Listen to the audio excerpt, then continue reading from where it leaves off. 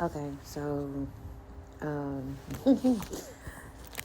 took a little break. So now we back. We're still picking up. This is part 2 of day 5, which is Matthew 5, verses 1 through 26.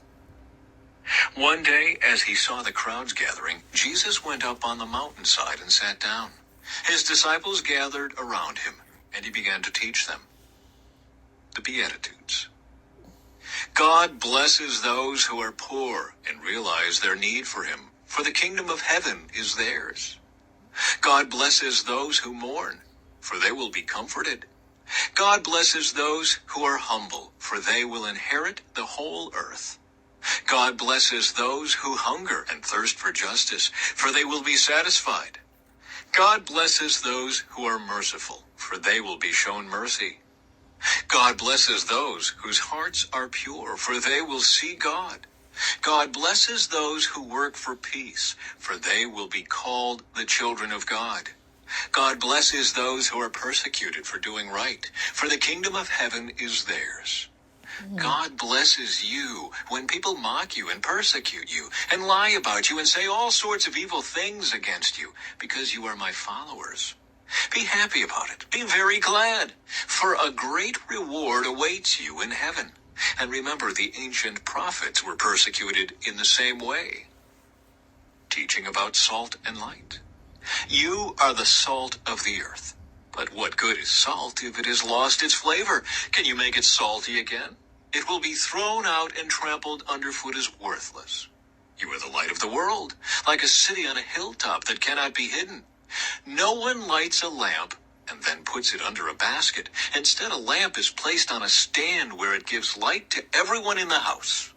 In the same way, let your good deeds shine out for all to see, so that everyone will praise your heavenly Father. Teaching about the law. Don't misunderstand why I have come. I did not come to abolish the law of Moses or the writings of the prophets. No, I came to accomplish their purpose. I tell you the truth. Until heaven and earth disappear, not even the smallest detail of God's law will disappear until its purpose is achieved. So if you ignore the least commandment and teach others to do the same, you will be called the least in the kingdom of heaven. But anyone who obeys God's laws and teaches them will be called great in the kingdom of heaven. But I warn you, unless your righteousness is better than the righteousness of the teachers of religious law and the Pharisees, you will never enter the kingdom of heaven. Teaching about anger. You have heard that our ancestors were told, you must not murder. If you commit murder, you are subject to judgment. But I say, if you are even angry with someone, you are subject to judgment. If you call someone an idiot, you are in danger of being brought before the court. And if you curse someone, you are in danger of the fires of hell. So if you are presenting a sacrifice at the altar in the temple and you suddenly remember that someone has something against you, leave your sacrifice there at the altar. Go and be reconciled to that person. Then come and offer your sacrifice to God. When you are on the way to court with your adversary, settle your differences quickly.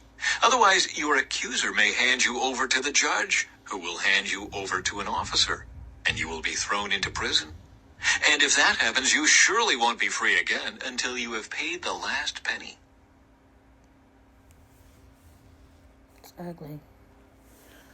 Don't mind me in the background, y'all.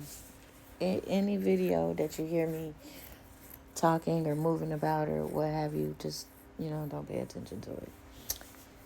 Anyway, the next video will be day 6.